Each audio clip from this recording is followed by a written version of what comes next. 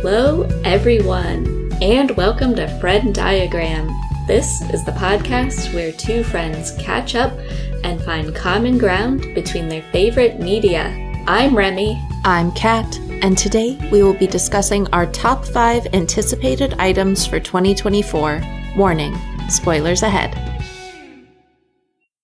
Hey, Kat. Hey! How are you today, Remy? I'm absolutely amped. I got so excited making this list. I can't even express to you how excited I am for 2024. And I'm not even done with 2023 yet. There's so much good stuff right now, but making this list made me absolutely amped for next year. Woo! You got to see Poor Things this weekend, right? How was that? I did. I got to see Poor Things yesterday. It only opened in 9 theaters this weekend, and I got to go to one of them, and it was amazing. It was a fantastic time. It was absolutely packed. Oh, really? It was like Barbie Oppenheimer level attendance, and I had a blast. I'm dying for you to see it so we can talk about it at length. And definitely at least 2 or 3 conversations overheard leaving the theater where people were like, "That's some of the weirdest shit I ever seen." I hated it. Oh my gosh, really? Yeah, which is, I think that's great. Yeah.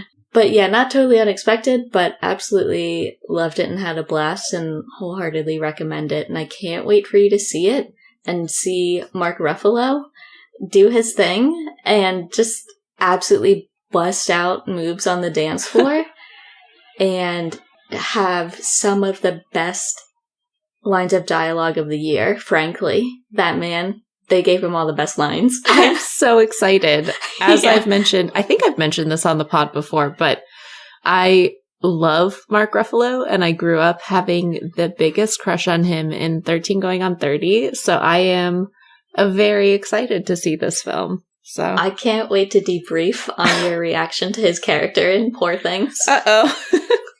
But also truly excited. He hasn't been in much that I've seen recently, so I'm excited to see him in a role that has the best lines of dialogue of the year. So Yeah. great. Wow. He goes for it too. He fucking went for it. Good for Mark. I can't so wait. glad to have him back.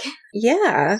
I hope that I get to see it before Christmas, because it's not going into wide release until the 21st, so Oh, really? I'm pretty bummed about that. I know. I always hate when things don't get released until the week of Crimbo because it's so hard to catch them. Yeah. Because you're already traveling, you're out of sorts, you're beholden to the schedule of others. Yeah. And not everyone is prioritizing that at the time. Yeah. And there's so much coming out right around that same time. I would like to see American Fiction. I'd like to see, what else? Oh, Ferrari was on the list too, which I'm definitely not going to get to make it to Ferrari right when it comes out. But yeah, there's just too much to see. And if you try to cram it all in 1 week, you're going to be not spending time with your family, which is what the holidays are about. Yeah. Yeah, that would be impossible to cram into 1 week. Yeah, but I did just find out some great news while I was compiling my anticipated list. Yeah. Because I'm very much anticipating the film The Taste of Things. I'm not sure if I mentioned this to you before. I don't think so. It premiered at festivals earlier this year, and it's a film by An Hung Tran, and it's essentially a film all about French cooking, and it stars Juliette Binoche. Okay. And I don't know a ton about it other than it's a French language film. The trailer looks incredible. It has some of the best food photography and cooking content of any film ever, it sounds like. And it is also a deep meditation on romance and devotion and work, I believe. And I just found out that's coming to the IFC Center this week because I thought I was going to have to wait until February to see it. But IFC's going to show it for at least a week, so that's very exciting for me. That's awesome. Sounds like it would make me very hungry. I'm sure. So we're going to begin today's episode by giving a brief rundown of the top 5 2023 releases that we were originally looking forward to. So we did this episode at the start of 2023. And I think we had a great set of picks that I'm really excited to see kind of how we felt about them. Did they live up to our expectations? Did they kind of fall a little flat? And yeah, it'll be a really great summary of that. And then we will go into our top 5 list for our 2024 anticipated releases. Yeah, absolutely. And I like that we're starting this chain reaction annual, what's it called when you do a thing every year? Tradition? Yeah. Maybe. Uh-huh. So that a year from now we can react to our picks today. I can't wait. Hopefully we're all still here. We'll all still be here.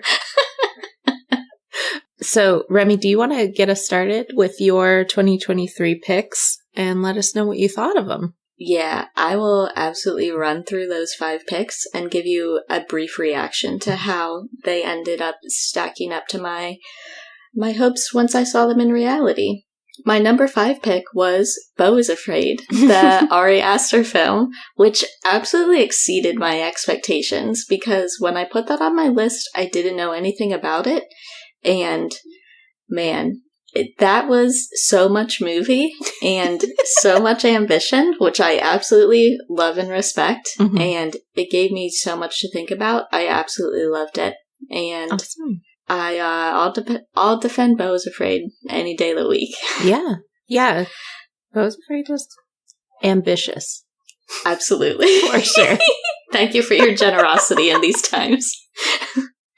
My number 4 pick, sadly, was Dune Part 2, which was moved because the strikes were not resolved in time, because people were not being paired and compensated fairly. Mm-hmm. So we'll just have to revisit that earlier. I think it's going to be March of this coming year, I want to say. So can't wait to see my boy Denis again and support him.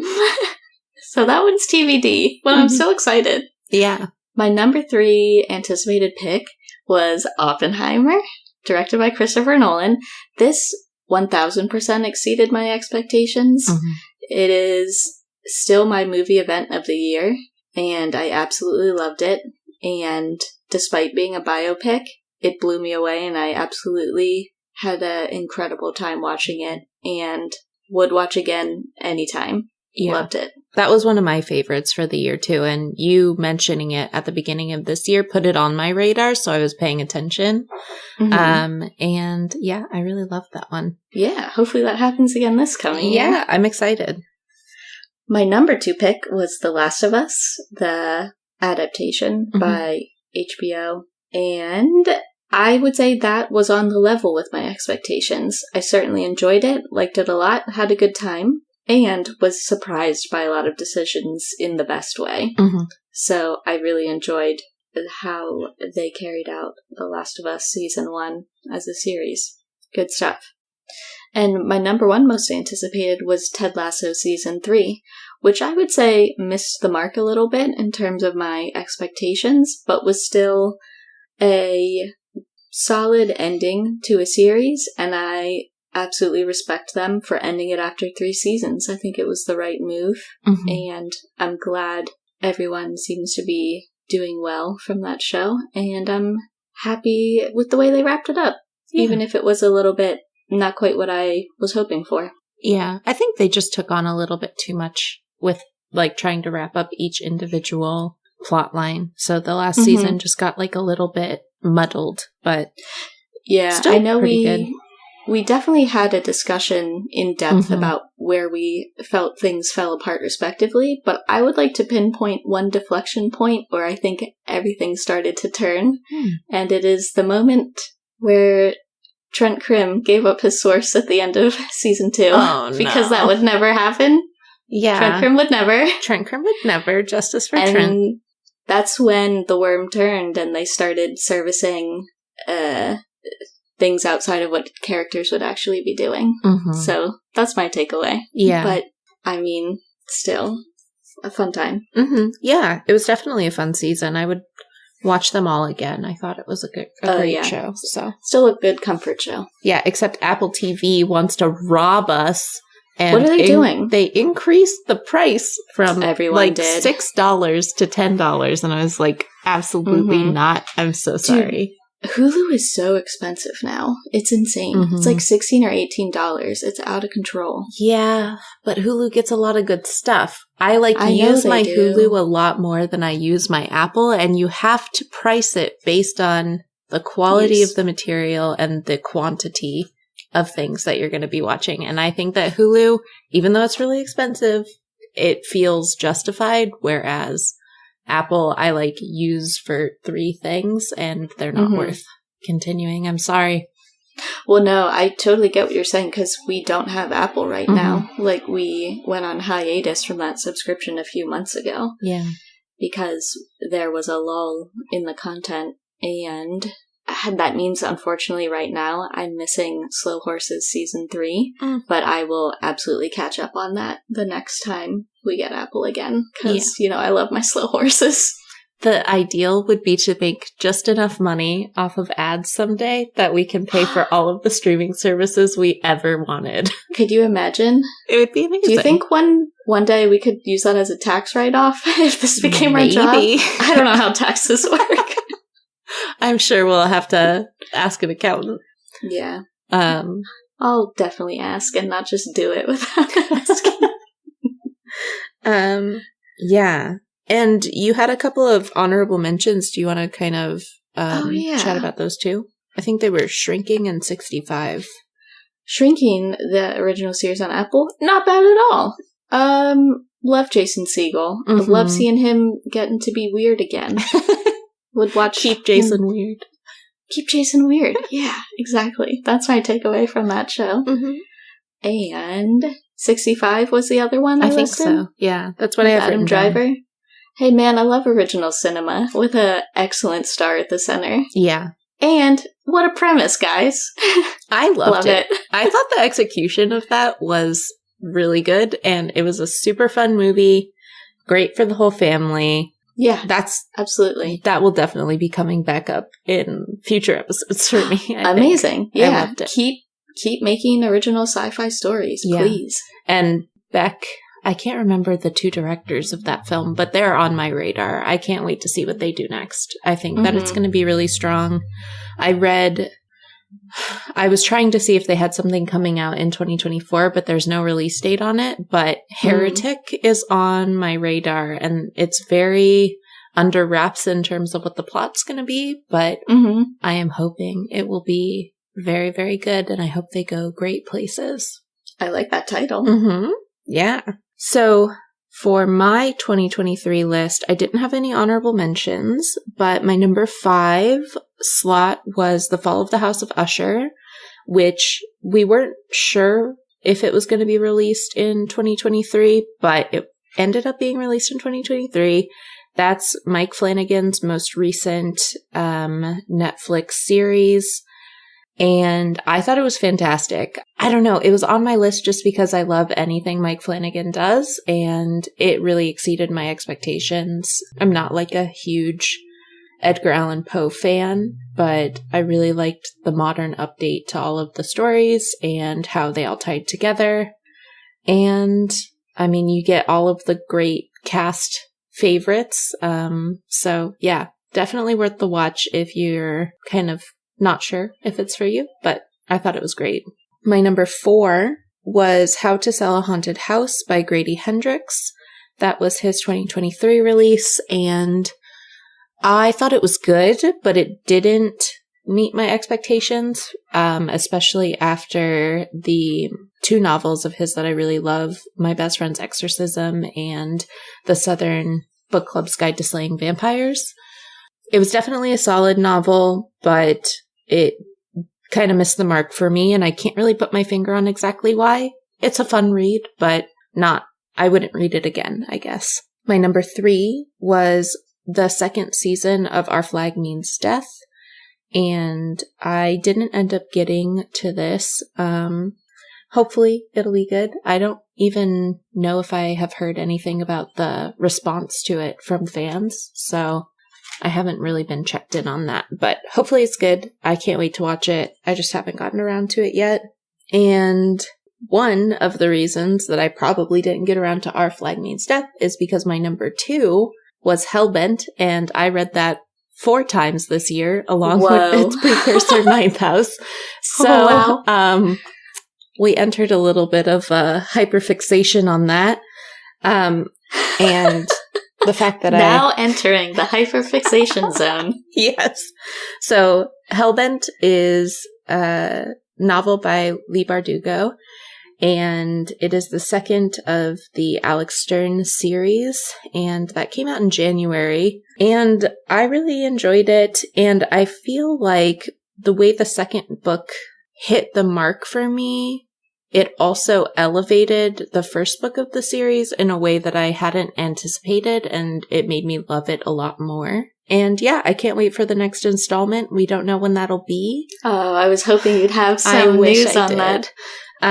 But Leigh is releasing The Familiar early this year, so if that's your vibe, I don't exactly know the premise of it, but it's another adult novel by her. So oh, cool.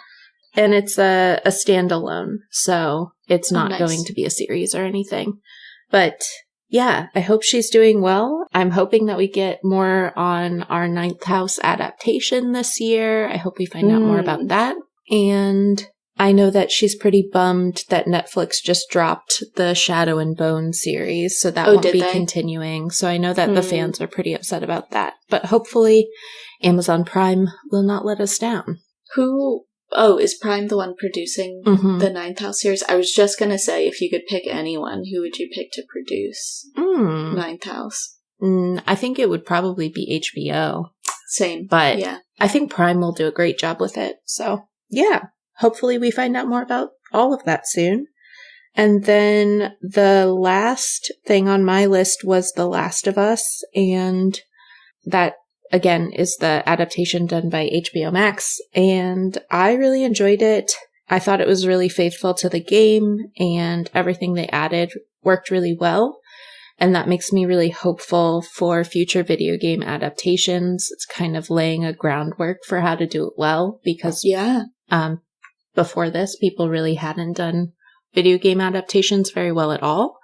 So I'm hoping that it has raised the bar for anyone who wants to do a video game adaptation so that it'll actually be watchable and enjoyable.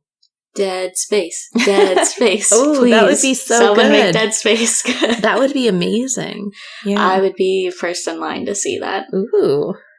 But yeah, that's all of the items on my list, and I think it was a great year for our most anticipated. What ended up being your favorite, do you think, from that list? From what you saw? I mean, it would probably be Hellbent, because I read it 4 times this year. I was going to say. But if I had to pick another one, I would say The Fall of the House of Usher really impressed me. I especially enjoyed Mark Hamill in that. He was so really fun. Good. I was impressed. His voice is absolutely wild in The Fall. Yeah. Very committed.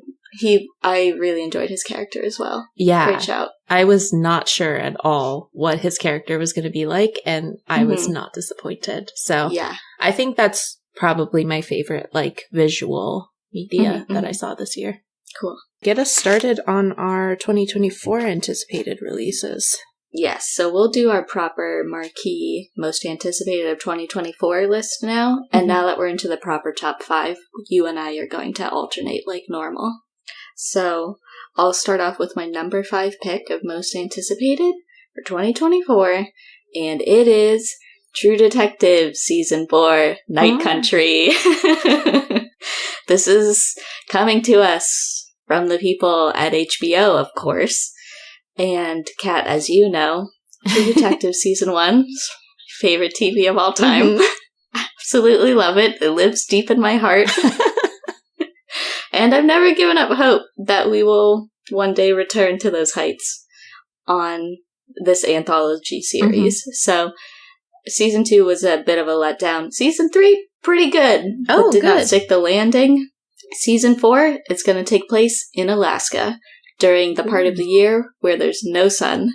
and it's going to be starring Jodie Foster and Callie Reese, and it's going to be directed by Issa Lopez and co-written between Issa Lopez and Nick Pizzolatto, who True Detective people know is the guy that writes basically all of the seasons of True Detective. And I'm excited. The trailer has been released, and it's meant to start streaming, I believe, on January 14th, so it should be very soon. It was another thing that was pushed by the strikes. It was supposed to start this past fall, which is why I know so much about it, because it's already overdue. But I'm really excited. The trailer looks good. Jodie Foster looks like she's in the pocket, investigating crimes, like she's meant to do. And man, I just love True Detective. That sounds amazing. I think it's going to be awesome. Jodie Foster in anything in a while. Yeah, and basically it's just her investigating in Alaska when the sun is not going to be out for a long, long time. And I can't wait. And everyone has seasonal depression. Mm-hmm. That sounds amazing. My number 5 slot is... I don't know if this is a working title or if this is an official title, but the next Grady Hendrix book, which will be Witchcraft for Wayward Girls. The title sounds great, and the anticipated release is in July of 2024. And very little is known about this novel, except for a very short blip that gives the impression that it's a novel set in the 70s and focuses on women in a home for unwed mothers. So, I don't know. Sounds good. Sounds interesting. And I hope the best for Grady. Yeah, that does sound very promising. Mm-hmm. Okay. My number 4 pick for most anticipated is a project that I just learned about a matter of days ago. And it is the forthcoming project from Alex Garland. It is called Civil War, and they've released one poster for it, which is 2 snipers in a sniper's nest in the torch on the Statue of Liberty. Okay. And it says coming spring 2024. I'm intrigued. So, I mean, first of all, written and directed by Alex Garland. That's all I need to hear. Yeah, God bless I'm already Alex Garland. But it's snipers in a sniper's nest in the Statue of Liberty. That's a bold choice. Yeah. I'm very interested. What I know so far is that it will star Kaylee Spaney, which people might recognize from Priscilla. She played Priscilla in Sofia Coppola's latest film. But she's been in Devs, which was, another Alex Garland joint. And she was in A Mare of Easttown as well. So she's racking up some awesome credits and is a very good actor. It's also going to have Kirsten Dunst, who just absolutely rules. Yeah. And it looks like a lot of other repeat Alex Garland actors as well. So I don't know anything else about it. To be honest, I don't know if this is a movie or a TV. I think it's a movie. Okay. But the plot has not been released, and these are all the things I know, and I'm already extremely excited for it. That sounds great. I'm excited about that. Yeah. Alex is awesome. Yeah, there's no plot synopsis, but it's going to be rated R. So I'm almost certain this is a film. Yeah, I'm down. I love anything that Alex Garland has done. Yes, I still haven't watched Devs, but... Have you watched Men yet? You should watch Men, I also haven't watched Men. It's on my movie list. Like, it's on there. I just haven't gotten to it yet. Okay, so my number 4... This might be on your list. I'm not sure. I know we talked about it previously, but it's the Fallout television series, which they just dropped their trailer for. This is in my HMs. Okay. Yeah, I'm excited about it. And the anticipated release date is April 12th of 2024. So I will be watching very closely for that. This is being produced by Prime Video. And I'm very hopeful, especially after The Last of Us did so well. So I'm hoping that the quality will be similar. Fallout isn't really as much of a linear plot type of a video game. So I think it'll be a little bit harder for them to adapt. But I think that from what I can see in the trailer, the world building that they've done looks extremely compelling, and I can't wait to watch it. Yeah, I'm very interested after seeing the trailer. Yeah. And I will certainly be checking that out. Mm-hmm. And I will be certainly keeping my eyes peeled for Rochi. Rochi Watch 2024. R.I.P. Love you forever, Rochi. Rochi is a reference to a Monster Factory series. Just so anyone who's interested can know, there is a Fallout 4 series where the Monster Factory guys play Fallout 4, and it's amazing. Mm-hmm. It's one of the best Monster Factory series of all time. Absolutely. It's right up there with Spore. Oh, man. Yeah, good pick. My number 3 pick should be coming in March, but I can't promise anything, of course. But it's the forthcoming film from Bong Joon-ho, and it's called Mickey 17. Okay. And get a load of this cast list, Kat. Okay. Mickey 17 is going to be starring first build, Mark Ruffalo. Yay! Second build, Robert Pattinson. What? Third build, Toni Collette. Fourth build, Steven Yeun. Fucking, can you believe that cast? That's amazing. My mouth just dropped open. It was a little bit wider every name you listed. So that's amazing. That sounds going to be amazing. Good. I think it's going to be a very loose adaptation of a sci-fi book called Mickey 7. The book was written by Edward Ashton, and it follows a space explorer, Mickey 7. And he's on his 7th cloned iteration of himself, and is exploring some sort of alien worlds. And that's all I really know about the plot. I know they're saying it's going to be a pretty loose adaptation from what I understand. But just the fact that it's directed by Bong Joon-ho and has that amazing cast, I think, and it's going to be sci-fi in general, I think it has a lot of amazing potential, and I'm absolutely stoked and will be there ASAP. Yeah, that sounds amazing. That wasn't on my radar at all. Yeah, there's a teaser trailer that just has Rob Pattinson in something that looks like an fMRI scanner, but it's probably like a cloning device. I don't know. Fair. Looks awesome, though. Can't wait. Mickey 17. Mickey 17. My number 3 slot is Twisters, which will be... Oh my god, I forgot about this. You forgot about Twisters? I forgot about Twisters. Well, good thing I brought it up. Yes. It is directed by Lee Isaac-chung, and from Minari, right? Yeah. Oh, man. Yeah. Hell yeah. It should be released July 19th, 2024. Ooh, perfect time. July is an amazing month. I mean, I'm excited about it because Twister is one of my favorite movies of all time. Yeah. And I love a storm, so let's go. I hope that there's more flying cows. Let's go. Is Glenn Powell going to be in that? I feel like I remember. Yeah, that sounds looking right. At the cast. Yeah, he's in it. Hell yeah. And Daisy Edgar Jones. Oh, right.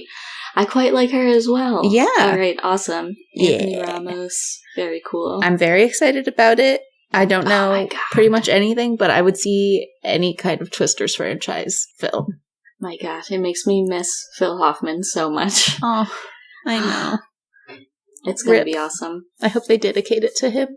Me too. Oh my God. Or at least great. And Bill Paxton, to be fair. Oh, just everyone. Yeah.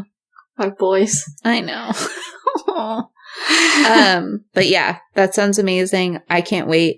I can't wait to see a tornado on the big screen. Because I never got to see Twister in the theater. Me neither. A crime, A crime, one might say. What if theaters do a double feature? Or a lead up where you can see Twister in the theater? Hell yeah. We should call Film Scene and recommend that. I know. And then we'll fly to Iowa just for that.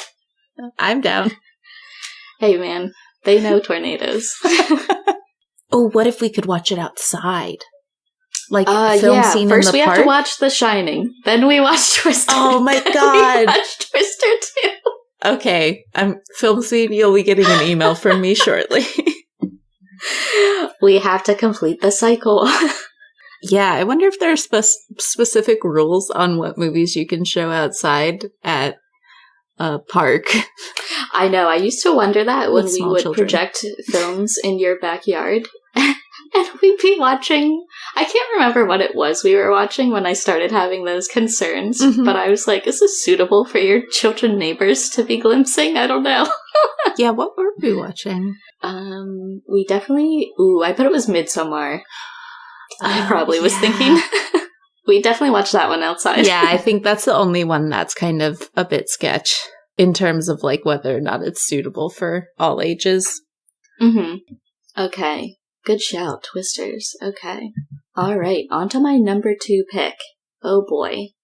Another thing I know almost nothing about other than a teaser trailer and some production credits. But I gotta tell you, even just the idea of what they're doing here excites me. I'm talking about the forthcoming project from Kevin Costner called Horizon: An American Saga. This is going to be 2 films released this summer. They're releasing one at the end of June and one in August. And it's going to be a Western epic, from what I can tell. Written and directed by Kevin Costner. The teaser trailer is him riding on a horse and shooting a rifle. And that's all I know, and that's all I need to know. To know that I'm going to be in those seats in June and August watching Horizon: An American Saga. I'm so there. And then you're going to run off and be a cowboy and we'll never see Remy again. We'll finally be a cowboy. I cannot wait. I'm fascinated by the idea that it's going to be 2 films in one summer. I can't recall a time of anyone doing that, and I'm very into the idea of that. Yeah, that sounds great. My number 2 is Quiet Place Day 1. Oh. It is directed by Michael Sarnowski, which is a different director than the previous Quiet Place films. He directed Pig, so I am excited to see this as kind of an upcoming project for him. I'm listening. I know, Pig was incredible, so... I love Pig. Yeah, bring it on, Michael Sarnowski. This is kind of a spin-off project that will be a prequel to the original Quiet Place, kind of giving us more of that lore on the alien invasion that happens in the film. And, I mean, I feel great about it. I think that number 2 did not disappoint me, and I'm looking forward to this. So, yeah, I'm excited to get more, like, of that prequel lore that you kind of get a taste of in number 2. So, I'm excited to learn more about that. And that will be coming out in June of 2024. So soon. Okay. Yeah. Like I said, all of my picks kind of centered around the summer, which is fine with me. Love it. Love it. The first half of my year is going to be very action-packed. Well, my final pick and number 1 most anticipated piece of 2024 is a film that, unfortunately, I think we're going to have to wait until December to see. Oh, no. But it is the forthcoming film from Robert Eggers. It is Nosferatu. And if anyone can do it, it's Robert Eggers. Interesting. And that's going to be a weird film. It's going to be weird, but it's got a killer cast yet again. You got to listen to this cast. I'm going to reel off a lot of names to you right now. Okay. But they're all great. Emma Corrin is first billed on IMDb, and I'm really enjoying their work in A Murder at the End of the World right now. Very excited to see them in this film. Also starring Aaron Taylor Johnson, Nicholas Hoult, Bill Skarsgård in Nosferatu. It makes sense. It's perfect. Willem Dafoe. Yes, all day. Lily Rose Depp and Ralph Ineson, a.k.a. the dad from The Witch and the Green Knight from The Green Knight. Love that guy. Whoa. Okay. So I've seen some production stills from this movie, but that's about it. Mm-hmm. So my trust for Robert Eggers' ability to 1000% execute on a vision and have very complete control over the tone and look of a project and make decisions that serve his vision of that story. I mean, I couldn't have more trust in anyone to do that. He has such distinct films that capture distinct looks and feels, and I think Nosferatu is a perfect piece and or subject matter for him to tackle. And just based on this cast alone and some of the production stills that I've seen, it looks incredible, and I think it's going to be probably horrifying. And I think it'll be awesome. The description on IMDb is a gothic tale of obsession between a haunted young woman and the terrifying vampire infatuated with her, causing untold horror in its wake. So I'm in. Sounds great. Sign me up. Let's go. December 2024. Wow. Nosferatu. Okay. And once again, we have zero overlap on our top 5. That's us, baby. My number 1 is the next Emily Henry novel, which will be Funny Story. Funny Story. And that will be released in April of 2024, April 23rd to be exact. If you love Emily Henry, get your pre-orders in because she's sick as fuck. I love her. The basic premise for this novel is that 2 roommates are fake dating to make their exes jealous. And of course they fall in love. Who wouldn't? And Emily Henry never disappoints me, and I am counting down the days until this book is released so that I can devour it in under 24 hours and then reread it constantly over the course of the next year, as I always do. That's you. Yep. I am nothing if not a caricature. So.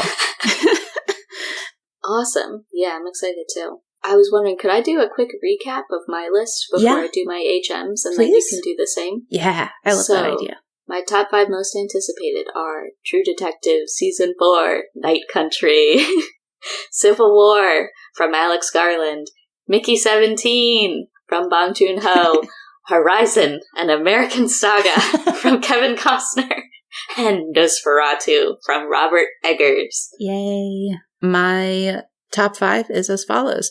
Witchcraft for Wayward Girls by Grady Hendrix, the Fallout television series. My number 3 is Twisters. My number 2 is Quiet Place Day 1. And my number 1 is Funny Story by Emily Henry. Very exciting. I know. We've got a great lineup. Yeah. I have a couple of mixed bag HMs because 2 of them are things that got pushed from 2023. So one of them is Dune 2, obviously. But the other one is The Bike Riders. The next film from Jeff Nichols that I was deeply looking forward to seeing this month until Disney was pieces of shit like always and dropped it as a film they were distributing. But luckily Focus Features picked it up, and so we'll be able to see that in June. So add that to your summer movie calendar. That sounds like a great summer movie. It's gonna rule. It's got Tom Hardy. It's got Jodie Comer. It's got Austin Butler. It's got Michael Shannon riding a motorcycle. Amazing. Of course I'm gonna be there. I can't wait for The Bike Riders. Cannot wait. That sounds perfect. And then I have this on my HMs because I have some doubt that it will actually happen in 2024. Because it is the next Jordan Peele film. It doesn't have a title, and it's still in pre-production. And it's meant to release around Crimbo time in 2024. So I'm not certain that's going to be happening on time. So that's why it's in my HMs. I don't even have a title for it. But here's hoping it does come out in 2024. Yeah. New Jordan Peele. Everyone would love needs it anytime. To manifest a new Jordan Peele movie because I don't think I can live without it. Do you have any HMs? Yes, I just have one. So obviously Dune's on my HMs. I'm looking forward to that immensely. But then I also am really excited about Beetlejuice 2. Oh my god. Yeah. Did I know about this? You didn't? Oh, I don't know. It's got Jenna Ortega in it, so of course I'm very excited. So in her wheelhouse, it's insane. Yeah, I'm really excited about it. I love Beetlejuice. Obviously, you can't have young Alec Baldwin, but hopefully we'll get some other little snack. But yeah, I don't know. I'm excited about it. And is Michael Keaton going to be in it? I think so, yeah. Yeah, as Beetlejuice. Hell yeah. Well, let me check now. Yeah, Michael Keaton's going to be in it. Beetlejuice 2, give me the juice. Yeah, amazing. It's going to have Winona Ryder in it again. Oh, great. And Jenna Ortega is her daughter, so. Is Gina Davis going to be in it? I don't know. It's going to have Willem Dafoe in it. Oh, hell yeah, man. I don't know what he's playing. He's just listed as actor. It doesn't matter. He rules. And it's going to have Catherine O'Hara in it. Let's go to the actual IMDb page and take a look. Dude, Willem Dafoe was amazing in Poor Things as well. Oh. I want to say. There was just amazing acting across the board in Poor Things. Yeah. It was an incredible ensemble. Maybe Mark Ruffalo's in this too. Let's look. Who knows? I wish. Maybe. No Mark Ruffalo. And no one else that I'm really recognizing. Do I know Justin Theroux? That name sounds familiar, but I don't know who he is. I know him from that show on HBO, The Leftovers, and like Mulholland Drive. And what else would I know him from? Oh, apparently he was in American Psycho. Oh, there's so many people in that. I don't know. I'm not recognizing him from anything else, but he'll be in it. He's got a cool name. Yeah, the vibes look impeccable. I think it's being directed by Tim Burton. No, let me check that. Fact check. Tim Burton. I was correct. I was like, I don't know. Seems like something Tim Burton would want. One would hope he'd want to keep control. Yeah. It says, this is a follow-up to the comedy Beetlejuice about a ghost who's recruited to help haunt a house. So, sounds great. Cool. Wow, I can't believe that was from 1988. I know. Damn. Yeah. That's wild. Wow. So much to look forward to. A great year behind us and a great year ahead of us. Mm-hmm. And we will also be doing our top 5 of the year coming up here in a couple of weeks. So keep an eye out for that if you want to hear our top 5 of 2023.